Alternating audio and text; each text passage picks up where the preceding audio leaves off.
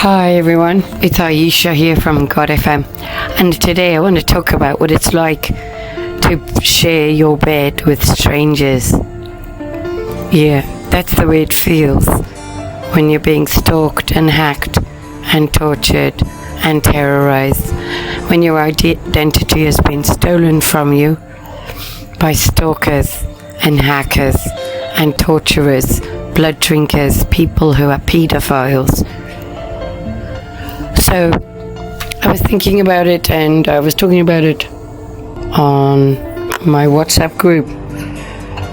You know, these Indians that come to visit, I don't know if you know what they do, but usually a whole bunch of them will rent a house and they get some mattresses and they stack them up against the wall. Alright. And they also have bunk beds. What happens is, if there's 6 of them or 8 of them, 4 of them will go to work or 3 of them will go to work, and then when the other guys come home, the 3 or 4, whatever it is, the other guys have been sleeping in the beds, they get up and get ready for work, and then the ones that have been at work get into the beds and sleep in the same beds, the same stinky, dirty, disgusting beds. Yeah. And so this goes on and on and on and on. And this is also the way it works when you've got prostitutes and trafficked people. What happens is they have to share their bed with lots of strangers, and what happens is they sleep in one bed, but then they get accompanied by lots of strangers who rape them, sexually molest them, and drug them to the point where they're not able to consciously comprehend or get on with their life in any way because they're so drugged. And when you think about the targeted individuals, it's very similar, actually, because for people who are in the prostitution industry, they've always got a pimp, and the pimp is the one that decides whether she'll get arrested, how many people she needs to fuck today, and whether it'll be beating or cutting up of people, or injecting the person so they're basically unconscious while they get fucked. Let's be honest, this is kind of what happens, alright?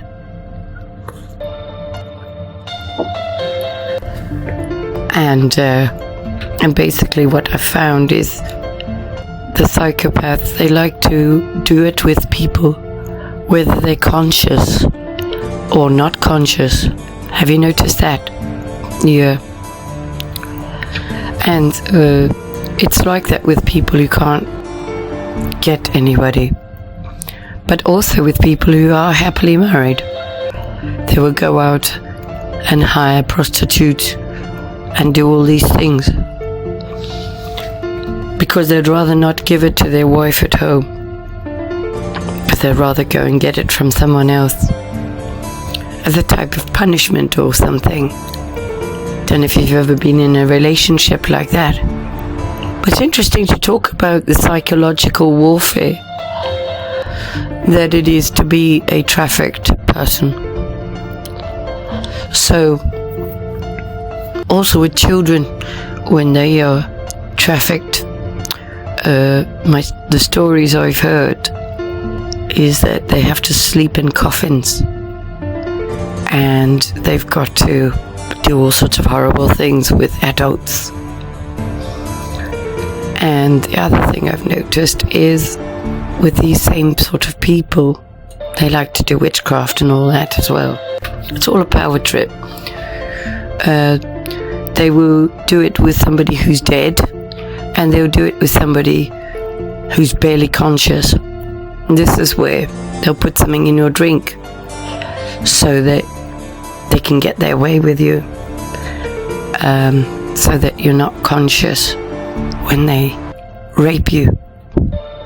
This is a very common thing. It's happened to me, and it's also happened to many people I know. And when we compare it with being a targeted individual, there isn't much difference really, because somebody controls all my communications. They control my telephone number, and they monitor everything I do, and they decide whether I can sleep or whether I'm allowed to be left alone. Why? Because they make so much money out of it. And this is the world that we're going into. Like now, I've got victims who are targeted individuals who phone me and tell me that they're being raped by stalkers, criminals, pedophiles.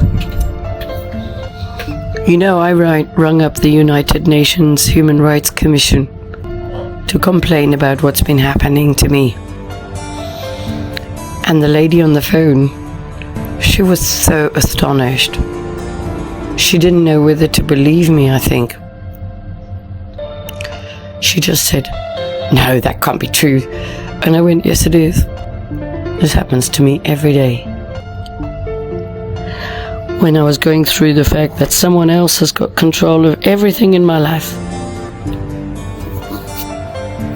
even paid off my neighbors to make sure that every element of my life is controlled by a psychopath kingpin in the area. And of course they're so untouchable by the police. The police are frightened of them because these people are sick and very powerful.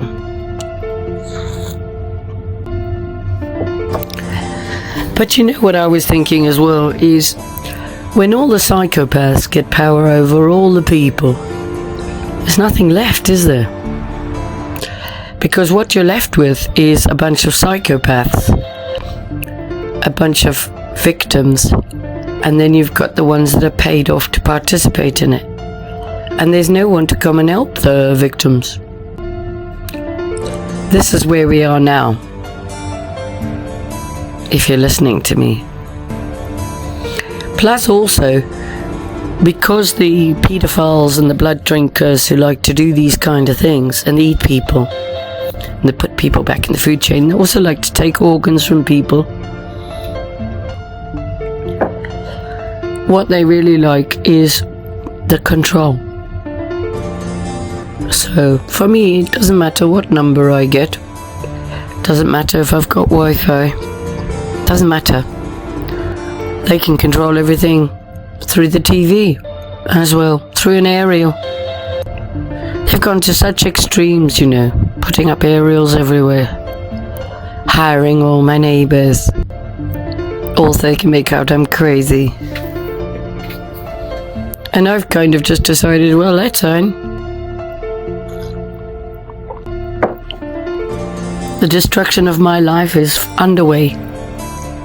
Nothing I can do about it. No police officer is going to come and help me. There isn't anyone to help me, because all the people have been persuaded to participate in it. Or the others are victims. Or they're the blood drinkers themselves. This is what I've discovered. So evil it is. I never thought the world was this evil.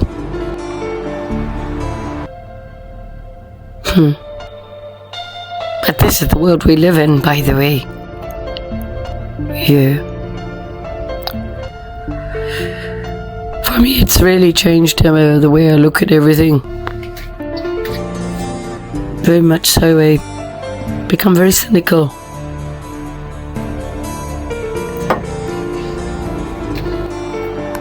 I suppose it's a bit like if you keep beating a dog down, you know. He never let it go out. Eventually that dog will want to die. And that's been like me now. Don't want to be here anymore. I feel like that dog has been beaten down. Anyone that's come along to offer to be friends or whatever, and they want to help, then the people target them as well. It's crazy, it is. What a horrible world it is, isn't it, eh? Yeah, it's an evil world. Anyway, I just wanted to share my thoughts with you. It's Ayesha from God FM. I think you know where to find me now. Have a good day. Take care.